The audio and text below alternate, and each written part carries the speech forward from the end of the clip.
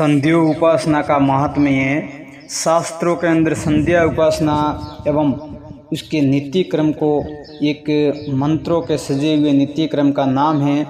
संध्या उपासना मंत्र से सजे हुए नित्य क्रम का प्रतिदिन समय की संधि के काल में संध्या करने का विधान कहा गया है, उसे संध्या उपासना कहते हैं। रात्रि पूर्वाह्न का, पूर्वाह्न से अपराह्न का और अपराह्न पूर्वाह्न रात्रि का, पूर्व रात्रि पर रात्रि का, ये 4 संधि काल माने गए हैं। इन 4 संध्याओं में मध्य रात्रि की संध्या की उपासना तो योगी तथा मंत्र साधक करते हैं। साधारणतः ब्राह्मण द्विजी एवं जो साधक प्रातःकाल, मध्याह्न और सायंकाल की संध्या श्रेष्ठ बतलाई गई हैं। जो त्रिकाल संध्या को जान करके त्रिकाल संध्या की समय को साधते हुए जो संध्या करता है, उसे चित्त की शुद्धि के साथ साथ दिव्य शक्तियाँ में ब्रह्म विद्या भी प्राप्त होती है। प्रातः संध्या में रक्तवर्णा ब्रह्म देवत्या हंसरूढ़ा सावित्री देवी की भावना है।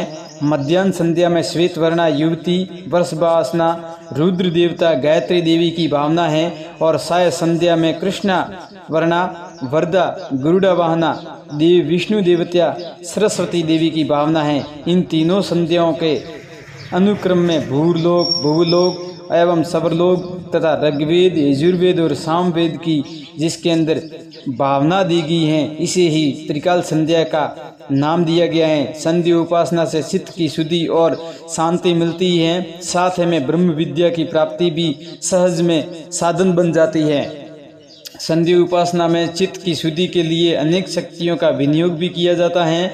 मार्जन, अधमार्जन आदि में भाव शक्ति, गायत्री जप, सावित्री जप एवं अर्घ्यादि एवं अर्घ्य प्रदानादि में मंत्र शक्ति, आसमन, भस्म धारण आदि द्रव्य शक्ति एवं प्रणम्यादि प्राणायाम आदि भी क्रिया शक्ति का विनियोग करके साध्य को सिद्ध करने की योजना इस संध्या क्रम में व्यक्त होती हैं। इससे दिव्य शक्तियां प्राप्त होती हैं।